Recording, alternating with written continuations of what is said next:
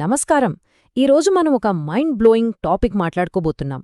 Malcolm Gladwell రాసిన sensational book out liars the story of success గురించి డీటెయిల్డ్గా మన భాషలో అంటే తెలుగులో విశ్లేషించుకుందాం. అసలొక మనిషి సాధించే అసాధారణ విజయాల వెనుక బయట ప్రపంచానికి కనబడని సీక్రెట్స్ ఏముంటాయి? దాన్ని డీకోడ్ చేద్దాం రండి. మనం చిన్నప్పటినుంచి వింటున్న మాట ఒకటే, కష్టపడితే టాలెంట్ ఉంటే సక్సెస్ ఆటోమేటిక్గా వస్తుంది అని. ఒక వ్యక్తి తనను తాను సెల్ఫ్ మేడ్ జీనియస్ అని ప్రూవ్ చేసుకోవచ్చు అని. కానీ అది నిజమేనా? వాస్తవమేంటంటే పైకి కనిపించే ఆ టాలెంట్, హార్డ్వర్క్ వెనుక మనకు తెలియని ఇన్విజిబుల్ ఫోర్సెస్ చాలానే ఉన్నాయి. ఆ వేరియబుల్స్ ఏంటో తెలిస్తే మీరు ఖచ్చితంగా షాక్ అవుతారు. Okay, let's dive into this. అమెరికాలోని పెన్సిల్వేనియాలో రొసెటో అనే ఒక వింతైన టౌన్ ఉంది. అక్కడ జనాలకు హార్ట్ అటాక్ రావడం అనేది చాలా చాలా రేర్. ఏంటి, వాళ్ళేమైనా స్పెషల్ డైట్ ఫాలో అవుతున్నారా లేదా విపరీతంగా వర్కౌట్ చేస్తున్నారా అనుకుంటే పప్పులో కాలేసినకే. వాళ్ల సీక్రెట్ వాళ్ల ఫుడ్ కాదు, వాళ్ల కల్చర్. ఆ ఊరి ప్రజలు కలిసిమెలిసి ఉండే విధానం, వాళ్ల మధ్య ఉన్న స్ట్రాంగ్ కమ్యూనిటీ బాండింగ్, అవే వాళ్లను అంత హెల్దీగా ఉంచాయని తెలిసింది. నమ్మచక్యంగా లేదు కదూ, కానీ ఇదే నిజం. ఇది చూడండి, మన సొసైటీ సక్సెస్ను ఎలా కొలుస్తుందో చెప్పడానికి ఇదొక క్లాసిక్ ఎగ్జాంపుల్. జెబ్ బుష్ అనే అమెరికన్ పొలిటీషియన్ను అందరూ సెల్ఫ్ మేడ్ లీడర్ అంటారు. కాని రియాలిటీ ఏంటి? ఆయన ఫ్యామిలీలో అప్పటికే 2 అమెరికా ప్రెసిడెంట్లున్నారు. దానికి తోడు ఒక మల్టీ మిలియనేర్ బ్యాంకర్ బంధువున్నాడు. అంటే సమాజం తరచుగా ఇలాంటి భారీ బ్యాక్గ్రౌండ్ అడ్వాంటేజెస్ను పూర్తిగా మర్చిపోయి వాళ్ళని సెల్ఫ్ మేడ్ అని చాలా ఈజీగా సర్టిఫై చేసేస్తుంది. సో మొదటి పాయింట్, ది మాథ్యూ ఎఫెక్ట్, అంటే ప్రయోజనాల సముపార్జన. పుట్టుకతోనే అందరికీ సమాన అవకాశాలు వస్తాయి అనేది ఒక పెద్ద అపోహ మాత్రమే అని ఈ కాన్సెప్ట్ ప్రూవ్ చేస్తుంది. అకాడమిక్ ప్రపంచంలో ఎక్కువగా వినిపించే ఈ మాథ్యూ ఎఫెక్ట్ అంటే ఏంటో సింపుల్గా చెప్పుకుందాం. ఎవరికైతే స్టార్టింగ్లో ఒక చిన్న పుష్ లేదా అడ్వాంటేజ్ దొరుకుతుందో అది కాలక్రమేణా పెద్దదై వాళ్లకి మరిన్ని వనరులను తెచ్చిపెడుతుంది. అదే టైంలో వెనుకబడిన వాళ్లకు ఆ కొద్దిపాటి అవకాశాలు కూడా తగ్గిపోతాయి. ఒక రకంగా చెప్పాలంటే ఉన్నవాడికే ఇంకా వస్తుంది అన్నమాట. ఇది మన సొసైటీలో అడుగడుగునా కనిపిస్తూనే ఉంటుంది. ఈ డేటా చూస్తే మీరే ఆశ్చర్యపోతారు. కెనడాలోని టాప్ ఎలైట్ హాకీ ప్లేయర్స్ పుట్టిన నెలల డేటా ఇది. ఇక్కడ ఒక ప్యాటర్న్ గమనించారా? సక్సెస్ అయిన వాళ్లలో ఎక్కువ మంది జాన్వరి నుంచి మార్చ్ మధ్య పుట్టినవాళ్లే. ఎందుకని? సింపుల్, అక్కడ యూత్ హాకీ సెలక్షన్స్కి జాన్వరి 1వ తేదీని కటాఫ్గా పెడతారు. సో ఆ ఫస్ట్ 3 మంత్స్లో పుట్టిన పిల్లలు మిగతా వాళ్లకంటే ఫిజికల్లీ కొంచెం స్ట్రాంగ్గా ఉంటారు. ఆ ఒక్క రీజన్ వల్లే వాళ్లకు బెస్ట్ కోచింగ్ దక్కుతుంది. చూసారా, ఎక్స్ట్రాడినరీ టాలెంట్ కంటే ఇక్కడ టైమింగ్ ఎంత కీలకమైన రోల్ ప్లే చేసిందో. ఇక నెక్స్ట్ టాపిక్కి మూవ్ అవుదాం. అదే ద ఫేమస్ 10,000 గంటల నియమం. ప్రాక్టీస్ అండ్ ప్రిపరేషన్ అసలు ప్రాక్టికల్గా ఎలా వర్కౌట్ అవుతాయో ఇప్పుడు చూద్దాం. మాల్కమ్ గ్లాడ్వెల్ చెప్పిన ఈ పవర్ఫుల్ కోట్ చూడండి. మీరు ప్రావీణ్యం సంపాదించాక చేసే పని కాదు ప్రాక్టీస్. ప్రాక్టీస్ చేయటమే మిమ్మల్ని ఆ రంగంలో ప్రావీణ్యుడుగా మారుస్తుంది. అబ్సల్యూట్లీ రైట్ కదా. ఏ రంగంలోనైనా వరల్డ్ క్లాస్ ఎక్స్పర్ట్ కావాలంటే ఆ రేంజ్, డెడికేషన్ అండ్ ఎఫర్ట్ పెట్టాల్సిందే అన్న బేసిక్ ట్రూత్ని ఇది మనకు గుర్తు చేస్తోంది. ఈ టైమ్లైన్ని ఒకసారి గమనించండి. ప్రఖ్యాత మ్యూజిక్ బ్యాండ్ బీటిల్స్ 1960 నుంచి 64 మధ్య జర్మనీలో ఏకంగా 1200 లైవ్ షోలు చేసి వాళ్ల 10,000 గంటల ప్రాక్టీస్ను కంప్లీట్ చేశారు. అలాగే 1968లో కేవలం 13 ఏళ్ల వయసున్న బిల్ గేట్స్కు అప్పట్లోనే ఒక అన్లిమిటెడ్ కంప్యూటర్ యాక్సెస్ దొరికింది. ఒకసారి ఊహించుకోండి, అప్పట్లో ఆ కంప్యూటర్స్ సామాన్యులకు అస్సలు అందుబాటులోనే లేవు. అంటే వాళ్ల సక్సెస్ వెనుక వాళ్ల హార్డ్వర్క్తో పాటు ఎవరికీ దొరకని ఇలాంటి క్రేజీ ఆపర్చునిటీస్ ఉన్నాయన్నమాట. ఇక్కడే మనం ఇంకో ప్రాక్టికల్ ప్రాబ్లం గురించి మాట్లాడుకోవాలి. 10,000 గంటలపాటు ప్రాక్టీస్ చెయ్యాలంటే ఉట్టి పట్టుదల ఉంటే సరిపోదు. దానికి మనీ కావాలి, టైం కావాలి, ఫ్యామిలీ సపోర్ట్ చాలా కావాలి. చిన్న వయసులోనే పనులకు వెళ్లాల్సిన పరిస్థితి ఉన్న పిల్లలకు ఒకే పనిపై ఇన్ని వేల గంటలు ఇన్వెస్ట్ చేసే అదృష్టం ఎక్కడ్నుంచొస్తుంది? ఇది మనం యాక్సెప్ట్ చేయాల్సిన హార్డ్ రియాలిటీ. ఇక మూడో section, IQ versus practical intelligence. IQ ఎక్కువగా ఉంటే ఇక వాళ్లకు తిరుగు లేదు అన్న మిత్ను బద్దలు కొడదాం రండి. 1950. ఈ నంబర్ చూడగానే మీకేమనిపిస్తుంది? ఆల్బర్ట్ ఐన్స్టీన్ ఐక్యూనే 150 రేంజ్లో ఉంటే ఇది ఆయనకంటే చాలా ఎక్కువే.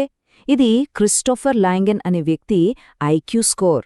కాని తెలుసా, ఇంత తెలివితేటలున్న ఈయన ఏ నోబెల్ ప్రైజ్ విన్నరో కాలేదు. ఆయనొక పల్లెటూరులో గుర్రాల ఫామ్లో పనిచేసుకుంటూ ఎవ్వరికీ తెలియని ఒక సైలెంట్ లైఫ్ గడిపాడు. షాకింగ్గా ఉంది కదూ? అసలు ఎందుకిలా జరిగిందో ఈ ఇద్దరు జీనియస్లను కంపేర్ చేస్తే అర్థమవుతుంది. లాంగెన్ ఎక్స్ట్రీమ్ పావర్టీలో పుట్టాడు. మనుషులతో ఎలా డీల్ చేయాలి, పనులెలా నెరవేర్చుకోవాలి అనే సోషల్ స్కిల్స్ అతనికి లేవు. మరోవైపు రాబర్ట్ ఓపెన్హైమర్ చూస్తే ఆయన కూడా హై ఐక్యూ ఉన్న జీనియస్సే. కాని ఆయన ఒక రిచ్ ఫ్యామిలీలో పెరిగాడు. సిస్టమ్ను ఎలా హ్యాండిల్ చేయాలని ప్రాక్టికల్ ఇంటెలిజెన్స్ ఆయనకు చిన్నప్పటినుంచి అలవాటైంది. సో ప్యూర్ ఇంటెలిజెన్స్ కంటే మనం పెరిగిన వాతావరణం, ఆ ప్రాక్టికల్ నాలెడ్జ్ ఎంతో మ్యాటర్ అవుతాయని ఇది స్పష్టంగా చూపిస్తోంది. రైట్, ఇప్పుడు 4వ పాయింట్కి వద్దాం. కల్చరల్ లెగసీ యొక్క బలం. మన పూర్వీకుల నుంచి వచ్చిన సంస్కృతి మన సక్సెస్ను ఒక ఇన్విజిబుల్ ఫోర్స్లా ఎలా గైడ్ చేస్తుందో చూద్దాం. కల్చరల్ లెగసీ అంటే పెద్ద కాంప్లికేటెడ్ వర్డ్ ఏమీ కాదు. సింపుల్గా చెప్పాలంటే తరతరాలుగా మన బ్లడ్లో ఇంగ్రేన్ అయిపోయిన కొన్ని బిహేవియర్ ప్యాటర్న్స్. ఒక బాస్తో మనం ఎలా ప్రవర్తిస్తాం, ఎంత డెడికేటెడ్గా పనిచేస్తాం, రిస్క్ తీసుకోవడానికి ఎంత ధైర్యం చేస్తాం, ఇవన్నీ మన పూర్వీకుల నుంచే వస్తాయి. ఇవి అండర్కవర్ ఏజెంట్స్ లాగా మన లైఫ్ని ఎలా ఇన్ఫ్లుయెన్స్ చేస్తాయో తెలుసుకోవడం రియలీ ఫ్యాసినేటింగ్. దీనికి బెస్ట్ ఎగ్జాంపుల్ 1997 నాటి కొరియన్ ఎయిర్ క్రాష్లో. కొరియన్ కల్చర్లో బాస్ల పట్ల, పై అధికారుల పట్ల అపారమైన విధేయత ఉంటుంది. దీనివల్ల ఏమైందంటే కాక్పిట్లో ఉన్న మెయిన్ పైలట్ తప్పు చేస్తున్నా సరే కో పైలట్లు అతన్ని కరెక్ట్ చేయడానికి భయపడేవాళ్లు. ఈ పవర్ డిస్టెన్స్ వల్లే ఎన్నో విమానాలు ప్రమాదానికి గురయ్యాయి.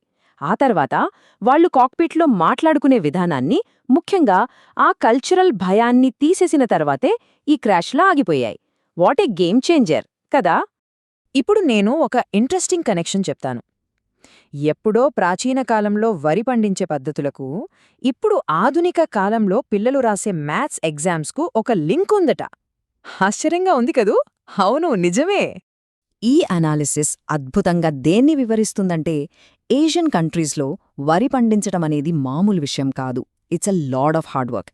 ఏడాదంతా కష్టపడాల్సిందే. ఆ కల్చర్ తర్వాటి తరాల వాళ్ళలో ఒక స్ట్రాంగ్ వర్క్ ఎథిక్ను క్రియేట్ చేసింది. దానికి తోడు ఆసియా భాషల్లో నంబర్స్ పలికే విధానం చాలా లాజికల్గా ఉంటుంది. ఈ రెండు కలిస్తే ఏషియన్ స్టూడెంట్స్ మ్యాథ్స్లో ఎందుకు అంత తోపులో మీకే అర్థమవుతుంది.